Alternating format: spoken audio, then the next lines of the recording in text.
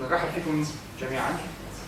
طبعا هاي الورشة فينا نعتبرها هي الورشة الأولى اللي تهدف إلى تشكيل أو تفعيل اللجان البيئية ضمن المدارس تحت شعار مدرسة بيئية مجتمع بيئي. كون القضايا الإيكولوجية انطرحت ب 200 سنة الآخريات.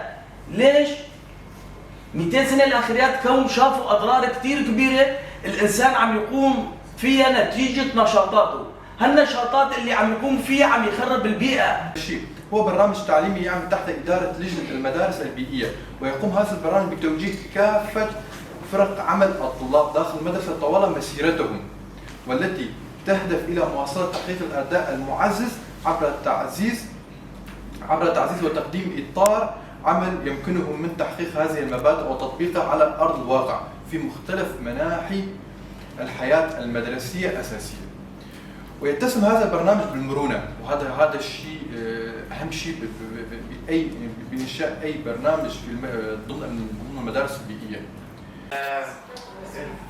هلا عمود يقام مشروع ديري، هالمناطق هاي كلها شأن مشاكل فيها، وفي لنا توزيع ل كمتطوعين فيها. انه هلا موسم التقليم، كل واحد من عندكم يشرح له عمليه التقليم، انه يجيبوا اقلام من عندكم البيت، رح تجيك انواع من الاشجار يمكن انت ما كنت متخيلها انها موجوده كمان، احتمال تكون نسبه قليله كمان. هي دقة، يعني هون عينين 3 4 بدك تحاول تقص بالشكل مائل دائما من فوق. حصلت على قلم، القلم لازم يكون العين مرفوع لفوق، يعني وجه العين لفوق، محل ما قصيت منه هذا بالارض، بس على شكل كيف ما قصيتها من شجر القلم بالارض.